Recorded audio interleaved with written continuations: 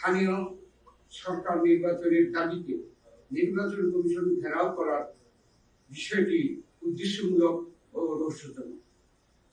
জুলাই ছাত্র গণ অভ্যুত্থানের আকাঙ্ক্ষাকে ধারণ করে মানুষের হারানো গণতান্ত্রিক অধিকার, সাংবিধানিক অধিকার, মানবাধিকার সহ ভোটাধিকার নিশ্চিত করার লক্ষ্যে যথাশীঘ্র সম্ভব জন আকাঙ্ক্ষা অনুযায়ী একটি নির্বাচিত রাজনৈতিক সরকার প্রতিষ্ঠা করাই এখন সর্বোচ্চ অগ্রাধিকার।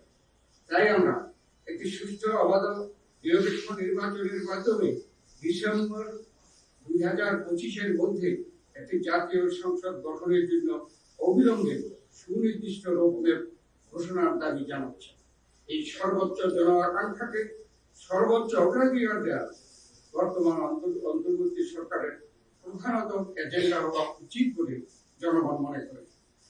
এর অন্যতা হলে জনগণের দল হিসাবে বিএনপির পক্ষে এই সরকারের প্রতি সহযোগিতা অব্যাহত রাখা কঠিন হয়ে দাঁড়ায়। প্রিয় সাংবাদিক ভাই বোনেরা, যেহেতু সংস্কার একটি চলমান প্রক্রিয়া, তাই সংস্কার ও নির্বাচন প্রক্রিয়া দুটোই একসাথে চলতে পারে।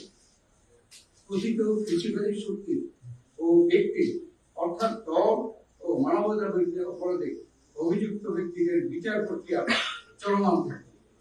যে বিষয়গুলো এই সংবাদ সম্মেলনের মাধ্যমে আপনাদের সামনে উপস্থাপন করা হচ্ছে, সে বিষয়গুলো আমাদের আগের প্রস্তাব ও পরামর্শের মতো উপেক্ষিত হল, তা হবে দুর্ভাগ্যজনক। সেক্ষেত্রে অনিবার্যভাবেই বিএনপি অন্তর্বর্তীকালীন সরকারকে সহযোগিতা রাখবে কিনা তা পুনর্বিবেচনা করতে বাধ্য হবে।